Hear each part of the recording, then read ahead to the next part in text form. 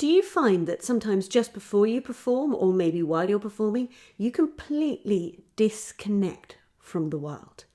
Well, this episode might be for you. Hi, I'm Hattie, founder of Find Your True Voice, and I work with singers and actors and public speakers, helping them feel comfortable and confident in front of any audience. And this was something that used to affect me. I used to disconnect when I performed, so much so that I almost couldn't even see my audience. They would almost go blurry. And so this is a subject that's quite close to my heart. What I want to share with you is a little bit of the view of the coaching I've been doing with my intensive course people, and share with you a tip that you can take away and use in your performing right now. In my intensive courses right now, we've got to the stage where the people are coming and they are performing in the space so they can be coached while they perform, which means we get to see exactly what goes on for them when they are actually performing. And the brilliant thing about this is not only do I get to see it and coach them and help them through that, but the other people in the group get to use all the tools that they've been learning to start to analyze what's going on for the people who are performing themselves. And by doing that, they can start to see what's going on for them. And sometimes it's easier to see what's going on for somebody else than it is to see it when it's going on for you. So there's a huge amount of juice that they can get from that process and actually implement in their own performing, which is fabulous. And an example of this is in the last session. Yes, it was in the last session. Somebody was singing and they forgot the words. And somebody else in the group suddenly realized that it didn't matter to him. He didn't mind that she'd forgotten the words because she was giving such a beautiful rendition and he was connecting with it in an emotional way and really getting a huge amount. And when she forgot the words, he realized it didn't matter to him. And it was so useful for him to apply some of the principles that we've been talking about and see that when I was talking about the fact that audiences will forgive you for your mistakes often as not, actually there he was, not even caring about the mistakes that she'd made. So that enabled him to think about how he could implement that in his own performing and maybe let go of some of the perfectionism that he'd had in his performing. The other big thing that came out, and it had been starting to come out throughout the 3 sessions of performing we'd had, is this idea of the expressiveness being really important to the audience. And this is one of the fundamental things I teach. And this is why I love these sessions where there's performing, because people can start to see it in action. They get the theory, they get everything I say. Yeah, I understand it intellectually, but actually to see it in action. People would start off, they'd give a rendition, and then we'd make some tweaks to what they were thinking about and how they were thinking about it. And then they would implement those. And suddenly we were getting more expression out of them and they were connecting with us more. So suddenly you can see by changing the way you think, you can change the impact you have on an audience. And as I said, the joy for the people watching this is that they see these things being implemented and they can then experience the change as the audience.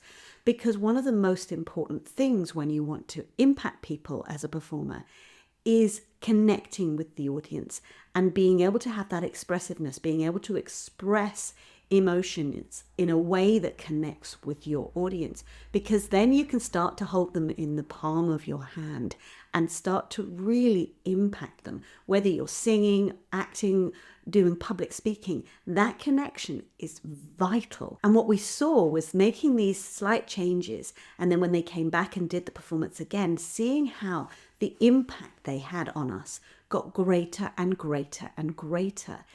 And it's simply by changing a couple of ideas in their heads, things that they were holding on to, generally usually to keep themselves safe, to keep themselves protected. But what it was doing was getting in the way of that beautiful connection that you can have as a performer. So this brings me to the tip I want to share with you today. The thing that you can take away and implement into your performing right now. No major changes, no drastic mind shifts, but just a little tweak that you will find will help you have that connection with your audience. And the joy of this is that you can use it in almost all areas of performing. It doesn't apply to quite every single area of performing, but to the vast majority of them. And it's this: Find people in the audience with whom you want to connect and to whom you want to deliver the message of whatever it is you're performing. Now, in public speaking, that can be easier because it's what are you talking about? Who do you want to get that message and how can they benefit from that message? What is it you want them to get from it? What benefit? But it works just as well in singing, more so in recitals than it does in performances, because obviously in dramatic performances, you are engaging with the other people on the stage, so it's a slightly different process.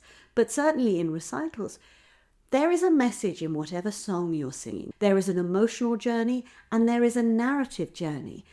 And it's having a think about what that is and who you want to communicate that to and what you think they will get from you communicating that to them. Once you start to do that, it does two things.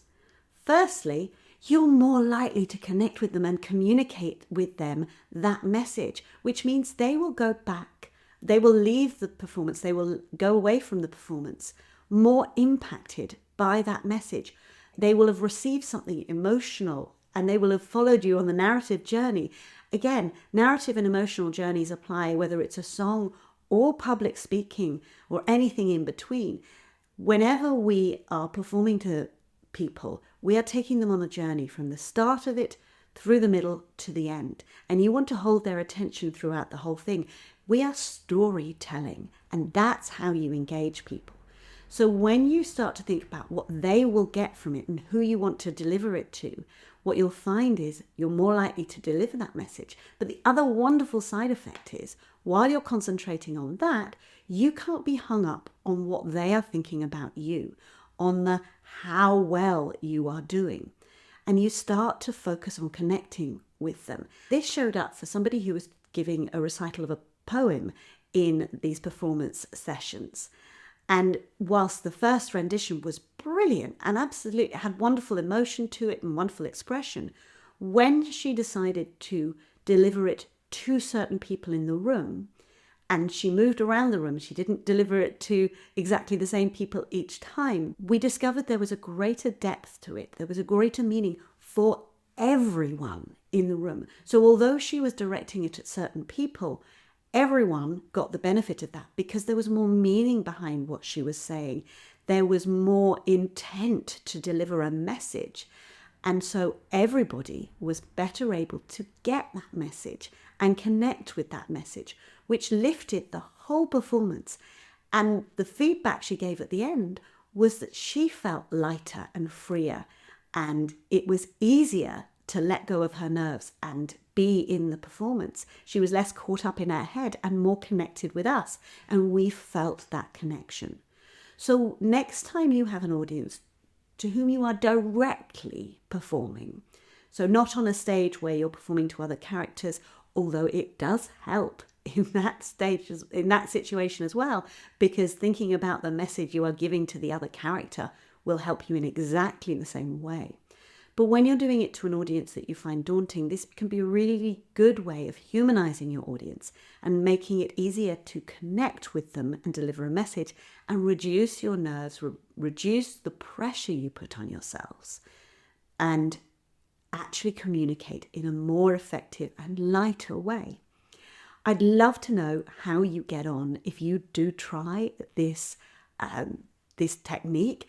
It's something I use all the time. It's something I use on an almost daily basis because what you get from my message is the most important thing. As my granny used to say, how do I know what I said until I know what you've heard? And it's so true. We say the words, but other people hear it through a filter. They hear it through their lens on life. So I'd love to know what you've heard from what I've said, and if you implement this, how it's impacted you and whether it's given you what I say it will give you. As I said, I love it when we get to this performing stage of these courses. I love working with people when they are under pressure in those moments where they feel the greatest pressure, and it's always the pressure they're putting on themselves in those moments that impacts them the greatest. If you do find it works, do let me know. And if you'd like to do more work with me, please ping me an email at Hattie, Hattie, at findyourtruevoice.co.uk. And tell me what worked for you, tell me what your struggles are, and let's see if we can find a way forward. And that applies if you are really struggling to connect with your audience, if you're really struggling to let down your guard and really enjoy your performing. Just ping me an email and let's see if we can start to change the way you think about your performing to change the way you actually perform. Next week, I'm going to be talking about grounding yourself and how you can get yourself grounded so that you can be more present when you perform, which is another great way of connecting with your audience and giving them what you want to give them. I'm Hattie Volker from Find Your True Voice. Thank you so much for listening, and I look forward to seeing you next time.